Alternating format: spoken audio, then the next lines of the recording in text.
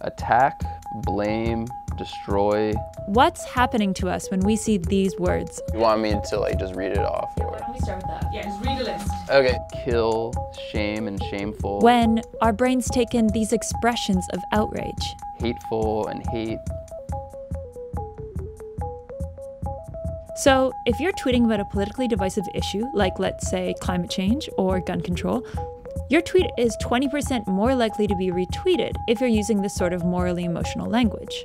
And while that's cool, right? Because we all like getting a bit of a social bump, there is a problem. There is a very strong echo chamber effect. So you tend to see that generally on social media, but something about using moral emotional language tended to make that a little bit worse in the majority of our data sets. What his study found is that you only get retweeted by people who agree with you politically. And this matters because it hints at how moral outrage might be changing online.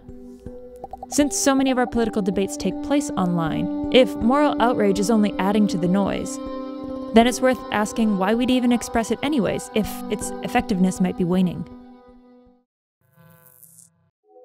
I recently came across a paper called Moral Outrage in the Digital Age, published in Nature. I have felt pretty constantly outraged over the last year. This is Molly Crockett, the neuroscientist who wrote the paper. We interviewed her at Yale University. If you think about what's it good for, it's good for changing people's behavior. Over the course of our history, we have proof that moral outrage can in fact change policy, whether that's going out in the streets or just standing up for what you believe in. Because we evolved that way. We evolved in an environment where group living was crucial for survival. You get kicked out of the group, you're dead. It's no coincidence that our brains are built this way. Evolution would have selected for organisms who were motivated to enforce social rules. This is reflected at the neural level. So you have the prefrontal cortex, which represents social norms, moral rules, communicating with the striatum and the ventromedial prefrontal cortex. These are reward centers in the brain, which suggests there's a satisfying aspect of expressing outrage and punishing. Let's pause quickly. It feels good to signal your outrage. And that brings it back to those words. Destroy, shame, kill. Moral emotions are particularly likely to go viral.